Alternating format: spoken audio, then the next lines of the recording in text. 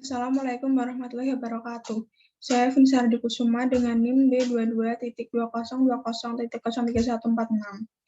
Kelas D2222. Saya akan menjelaskan mengenai anatomi fisiologi, macam-macam kelenjar endokrin pada manusia, serta letak dan fungsinya.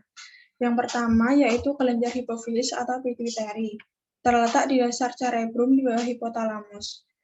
Kelenjar hipofisis atau pituitari ini sering disebut juga sebagai master of gland, kelenjar pengendali dan pengatur kegiatan lainnya.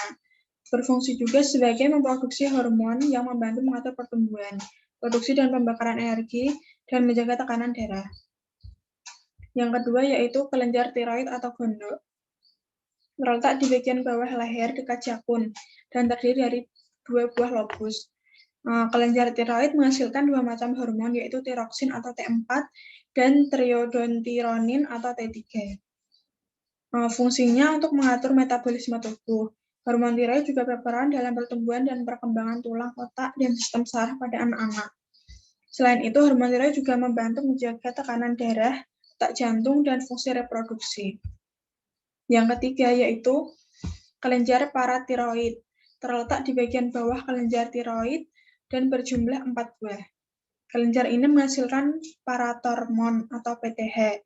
Hormon paratiroid meningkatkan kalsium darah dengan cara merangsang reabsorpsi kalsium ginjal. Fungsi paratiroid ini untuk mengatur metabolisme fosfor dan kalsium darah. Yang keempat yaitu kelenjar pankreas atau pulau Langerhans, terletak di dekat lambung.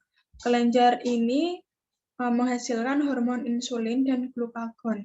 Pankreas memiliki fungsi pencernaan dan hormonal, misalnya pankreas eksokrin yang mengeluarkan enzim pencernaan.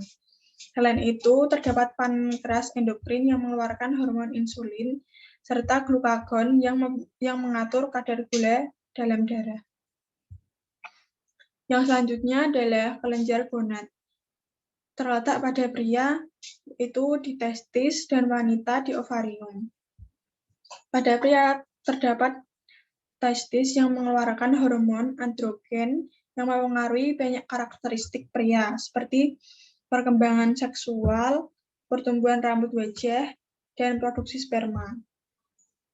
Menghasilkan hormon testosteron yang fungsinya meningkatkan hasrat libido pria sebagai tanda seks sekunder pria dengan ciri suara berat, tumbuh jakun, bahu melebar, dan pinggang tetap ramping.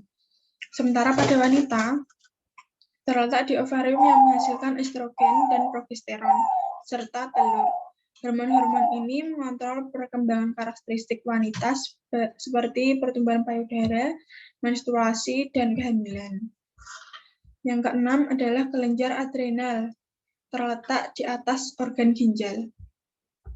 Korteks adrenal yaitu mineral kortikoid berfungsi sebagai mengontrol metabolisme ion anorganik. Dan korteks adrenal yaitu glukokortikoid yang berfungsi sebagai mengontrol metabolisme glukosa. Dan yang terakhir yaitu medula adrenal, adrenalin atau epinefrin dan non-adrenalin. Dilatasi bronkiolus, vasokonstriksi pada arteri, vasodilatasi pembuluh darah otak dan otot, berfungsi sebagai mengubah glikogen menjadi glukosa dalam hati. Terdapat gerak peristaltik bersama insulin mengatur kadar gula darah. Dan yang terakhir yaitu kelenjar timus, terletak di daerah dada atau toraks. Fungsinya untuk memfasilitasi fungsi sistem kekebalan, adaptasi tubuh, dan mengatur untuk menyerang dan menetralisir zat berbahaya yang mendapatkan masuk ke dalam tubuh. Yang kedua yaitu mekanisme kerja hormon tiroid atau gondok dari kelenjar endokrin. Dalam skala normal, kelenjar tiroid membutuhkan yodium untuk mensekresikan hormon tiroid. Yodium tersebut dibutuhkan sebagai bahan dasar untuk membuat hormon tiroid. Tubuh memiliki mekanisme unik untuk menyesuaikan kadar hormon tiroid dalam tubuh. Awalnya, hipotalamus akan menghasilkan tirotropin releasing hormone atau TRH. yang akan merangsang kelenjar hipofisis atau pituitary untuk mengeluarkan thyroid stimulating hormone atau TSH. Thyroid stimulating hormone ini berfungsi untuk menstimulasi kelenjar tiroid untuk mensekresikan hormon tiroid dalam darah. Menjaga keseimbangan hormon tiroid dalam tubuh penting dilakukan. Keadaan di mana tubuh tidak memiliki cukup hormon tiroid disebut hipotiroid. Sedangkan keadaan di mana tubuh memiliki terlalu banyak hormon tiroid disebut hipertiroid. Terdapat dua hormon yang dihasilkan gland tiroid, yaitu tiroksin atau T4 dan triodotironin, yaitu T3. Tiroksin adalah hormon yang dihasilkan oleh kelenjar tiroid yang memiliki efek ringan terhadap kecepatan metabolisme tubuh secara langsung. Di dalam hati dan beberapa organ lain, T4 akan diubah menjadi T3 agar kerjanya lebih efektif dan efisien. Sedangkan T3 adalah bentuk aktif dari tiroksin atau T4 yang kerjanya lebih cepat, efektif, dan efisien. Perubahan T4 menjadi T3 sering terjadi dalam hati dan beberapa organ lain. Selain hormon tersebut, kelenjar tiroid juga memproduksi hormon kalsitonin, yaitu hormon yang berfungsi untuk mengatur kadar kalsium dalam darah.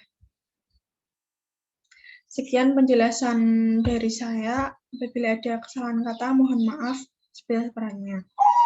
Wassalamualaikum warahmatullahi wabarakatuh.